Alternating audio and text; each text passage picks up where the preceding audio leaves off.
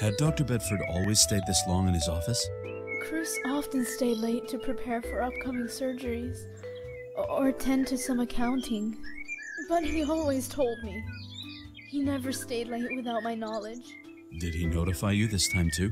No, he was this busy all week. Now that you mention it, it started a few days before he called off the engagement. Chris missed appointments. He excused himself from dinner every evening.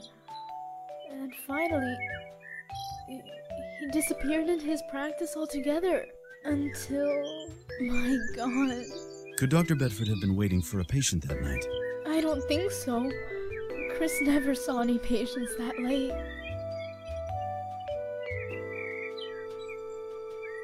How long had the two of you known each other? It had been almost 4 years now, and we were engaged for half a year. Until last week. Is it possible that another woman... Mr. Baxter, that is outrageous. Pardon the question, please. But I have to consider every possibility if we want to get ahead on this. Yes, No, I understand. No offense taken. No, I don't think there was another woman. Then again, Chris was so different over the last days. Like a complete stranger. I'm not sure about anything anymore. Enough about Dr. Bedford. A few questions about Walter. Can you imagine any reason why your brother would murder Dr. Bedford? Wally didn't take it too well that Chris announced our separation so surprisingly, and in front of the whole family. Everyone was so surprised. I still can't believe it myself. Everything went so fast. Wally became enraged. He cursed Chris, and threatened him too? Yes, but he didn't kill him. No, surely not. Not Wally. Do you know where Walter was at the time of the murder? No, I don't know. Has your brother become violent before? Mr. Baxter, my Walter is not violent. Wally does have a bit of a temper. He is very proud, my little brother. Now that Daddy isn't around anymore, he's the head of the family. He is very keen to keep our reputation clean. And he'd always get very angry if someone dragged our name through the dirt. And he's always trying to protect me. But Wally wouldn't murder anyone. No, Wally wouldn't do that. Not my little brother. Enough about Walter. Thank you very much for your time. I don't want to disturb you any longer. I'm disturbed. Yes. Goodbye.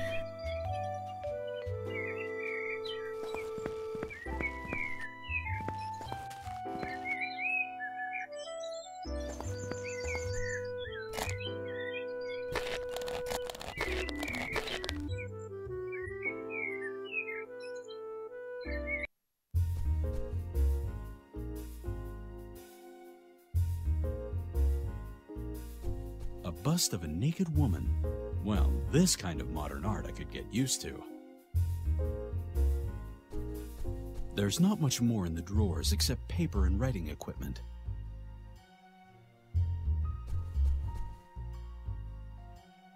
There was a small key under the bust. I'll take it with me. There are glass shards in the floor that must have come from the hole in the entrance door. It seems like the perpetrator gained access to the practice through here. Strange. The majority of glass shards are lying outside the door, not inside the room.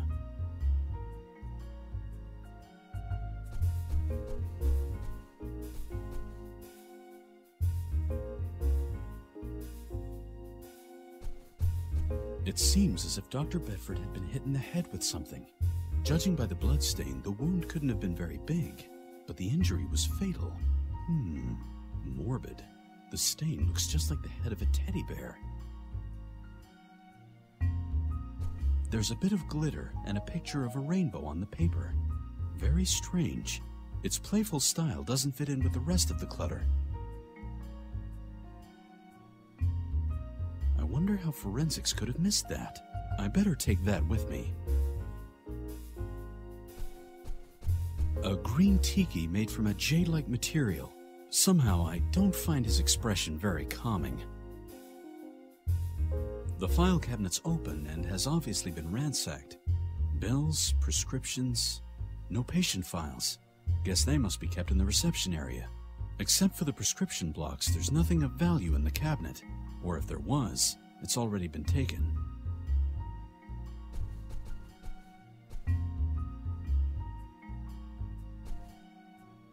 Locked.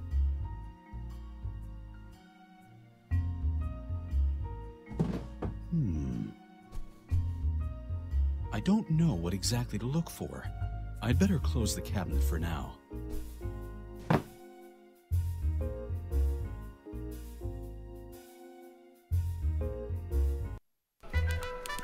Al, what brings you here? Hello, Sam. I just wanted to check if you're doing your work right or bungling things up again. Oh, come on. You're just here because you were overwhelmed with homesickness for the good old police duty. Oh, yes. Nighttime observation in a romantic streetlight atmosphere. The respect and admiration you get as a policeman every day. The gut-wrenching excitement while typing reports. And, of course, the feudal payment. Sometimes I can even afford the odd piece of bubblegum. Oh, how I miss all that. Now, really, Al, what are you doing here? Can I help you somehow? I've been hired to investigate a murder case. The name of the accused is Vanderbilt. Does that ring a bell, Sam? Yeah, I know a thing or two about the case. Pearson is personally taking care of this one. Captain Pearson is investigating himself? Investigation may be too strong a word for it. Gloating would be much more appropriate. After the main suspect was apprehended, the case became a no-brainer for Pearson. Well, all circumstantial evidence points to Vanderbilt, and the man has no alibi. So Pearson could be right. You're saying that as if you weren't so sure yourself. Yeah. There are some inconsistencies. Some things a little off. Hey, Sam. Hey, Al. Can you tell me anything about the Vanderbilt case? Bedford was found dead in his office yesterday morning around 8 a.m. by his receptionist. According to the medical examiner, Bedford was hit by a massive object in the back of the head, somewhere between 10 o'clock and 11 p.m. the night before. The outer window of the practice was broken, and Bedford's office had been ransacked. Has anything been stolen? We don't know for sure yet. Bedford's assistant is still in shock, but a strong box from his office cabinet has been found empty. Everything looks like a break-in that escalated. Up to that point, that is. When we questioned Bedford's assistant, it became evident that Walter Vanderbilt threatened the doctor. And we found Walter Vanderbilt's fingerprints all over the crime scene. Enough evidence for the captain. That's right. Anything else? Not for now. Oh, I almost forgot. Here's a photo of Bedford in case you need it. Thank you, Sam.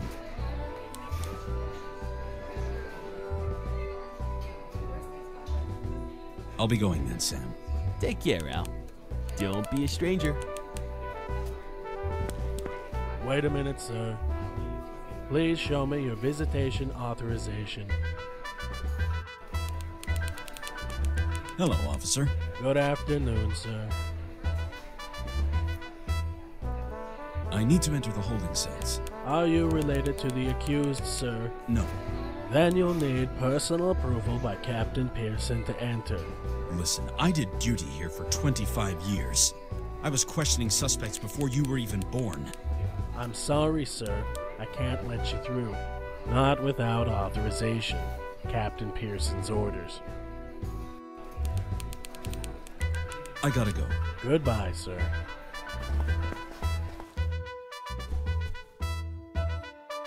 Hello, Captain. Baxter, what brings me the displeasure? I need an authorization to enter the holding cells. And I need some aspirin for the headache your continued harassment causes me. Are you related to the accused? No. Then you'll need an authorization from a relative to be allowed to visit the accused. Here, have this side. And now get out! Gotta go, sir. Then get Get out of my office!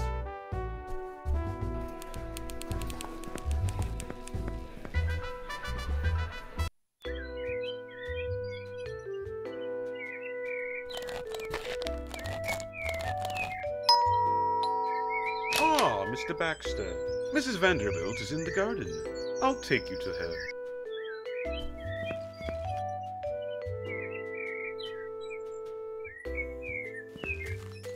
Mrs. Vanderbilt, I require a visitation authorization in order to talk to Walter.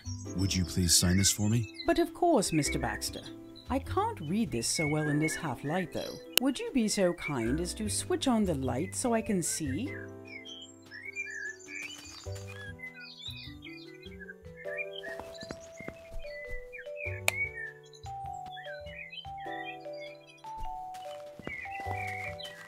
Mrs. Vanderbilt, I require a visitation authorization in order to talk to Walter. Would you please sign this for me? Of course. Thank you very much.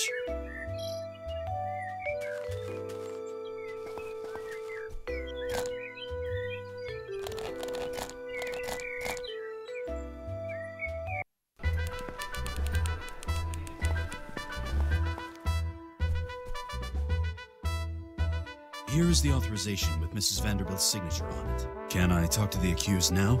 Ugh. Fine by me. Do what you must. Here, show this to McMahon at the entrance to the holding cells. And now, get out!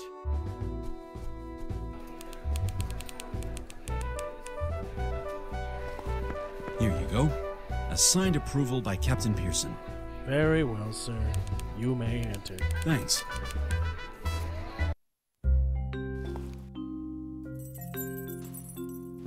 Hello, Mr. Vanderbilt. Did Roy send you? Who is Roy? Roy Lieberman, my lawyer. And who are you? My name is Baxter. I'm a private investigator. Your mother hired me to help you. I'd like to ask you a few questions. And I'd love to answer your questions if I didn't have such a horrid migraine. Would you like some aspirin? Should I call for a doctor? No, it's this awful smell of chlorine in the air. I'll put the bucket out in the hallway.